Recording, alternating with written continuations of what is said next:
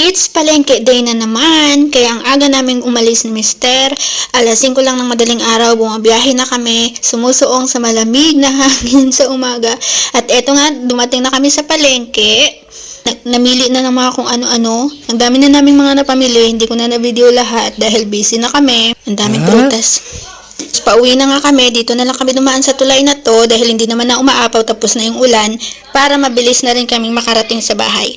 At pagdating nga dito, inayos ko na agad ang mga gulay. Nilagay ko na sa aming lagayan na maliit na tray, pinagsalansan ko lang lahat yan dahil medyo maliit lang ang lagayan at ang dami ng aking mga vegetables. Kailangan kong ipagsiksik lahat para magkasya na sila.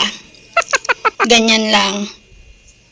Ang dami ng pinamimili namin, tapos ang liit ng lagayan. Siguro, talagang kailangan na naming mag-enhance ng laki ng lagayan.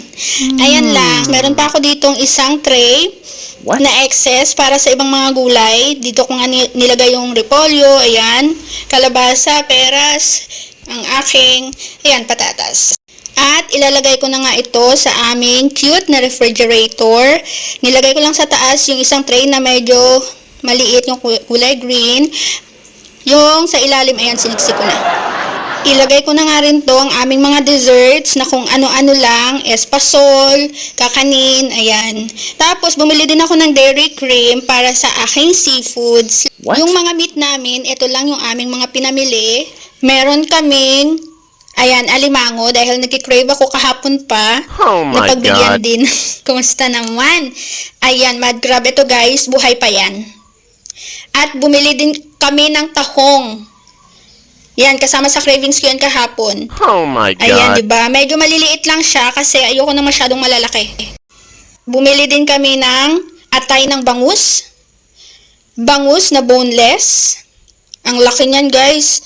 Ang sarap niyan. Ang laki ng taba. Bumili din ng manok. Yan, pakpak. Kumuha din ako ng isang pirasong pitso, medyo malaki. At atay na may kasamang balunan ng manok para sa pansit. Ito, ilalagay ko na sa aking freezer.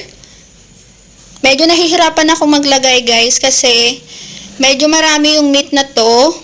Tapos medyo cute ang aming freezer. Ayan. Kaya inayos ko talaga ng pagkakasalansan yan para magkasya sila, talagang nakahile-hilera sila. O, diba? Kahit maliit, pagkakasyahin ko yan. Oh my Diba, may God. paraan, magaling. Good job. Tingnan nyo guys, napagkasya ko siya. Diba? At eto naman yung mga seafoods, buhay na buhay pang aking crabs. Muntik pa akong masipit niyan kanina. Iyan lang guys, thank you sa pagsama. Until next time.